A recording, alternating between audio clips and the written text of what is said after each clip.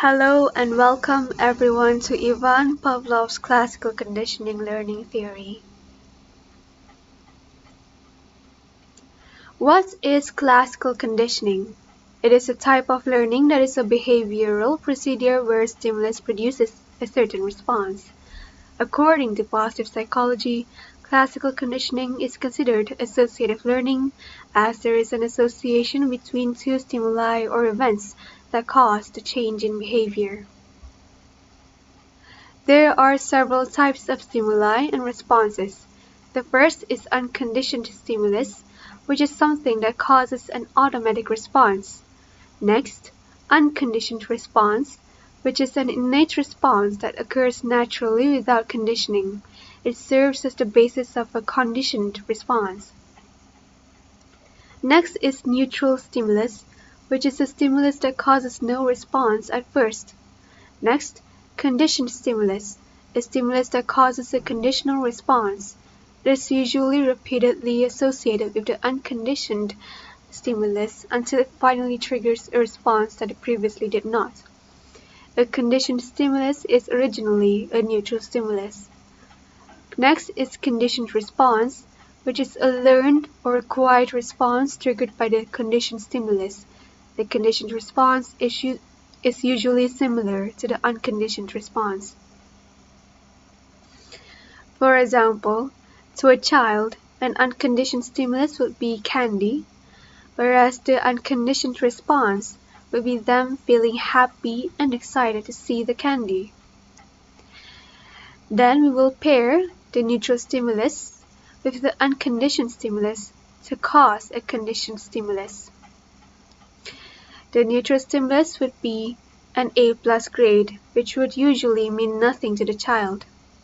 However, when we pair it with the unconditioned stimulus, where we associate the grade with the candy, whenever the child receives an A+ grade, the child will also receive a candy, hence making the neutral stimulus into a conditioned stimulus.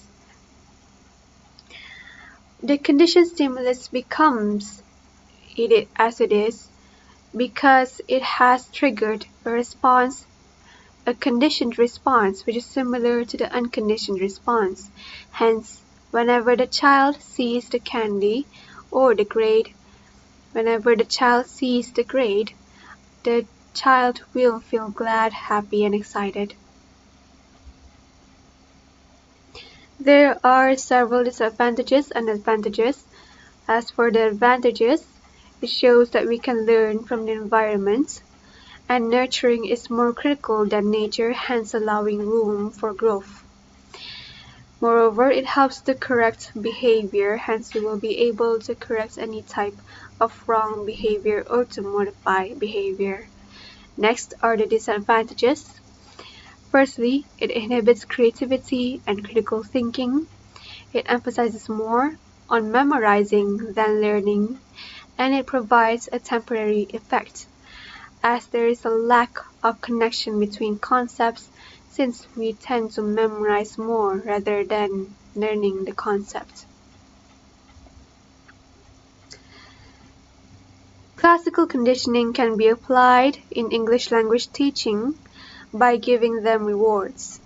Firstly, we give a reward for a certain amount of good behavior in class, such as getting good grades, answering a certain amount of questions each month, and more. Eventually, the pupil will be happy and continue to be motivated to do good behaviors as the grade and the candy has been associated together.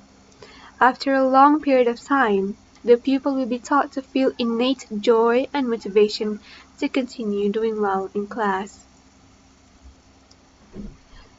That is all from this video. Thank you very much for watching.